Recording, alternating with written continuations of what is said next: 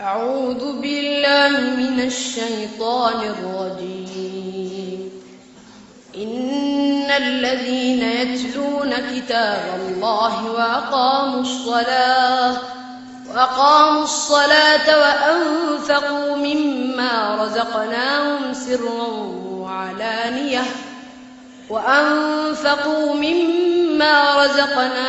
سرا وعلانية يرجون تجارة لن تبور ليوفيهم أجورهم ويزيدهم من فضله إنه غفور شكور.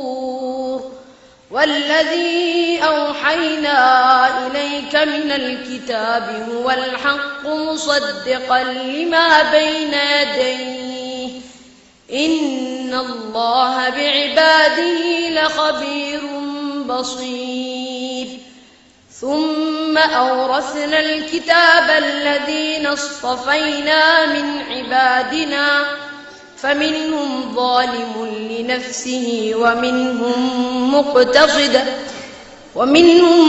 مقتصد ومنهم سابق بالخيرات بإذن الله ذلك هو الفضل الكبير. جنات عدن يدخلونها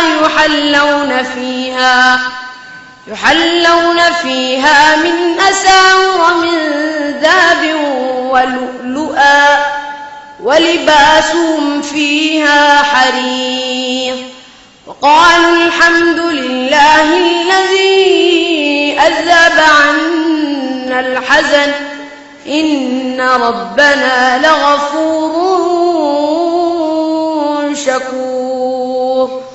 الذي أحلنا دار المقامة من فضله لا يمسنا فيها نصب ولا يمسنا فيها لغوب. والذين كفروا لهم نار جهنم لا يقضى عليهم فيموتوا ولا يخفف عنهم من عذابها كذلك نجزي كل كفور. هم يصطرخون فيها ربنا أخرجنا نعمل صالحا غير الذي كنا نعمل أولم نعمركم ما يتذكر فيه من تذكر وجاءكم النذير فذوقوا فما للظالمين من نصير. إن الله عالم غيب السماوات والأرض إنه عليم بذات الصدور. صدق الله العظيم.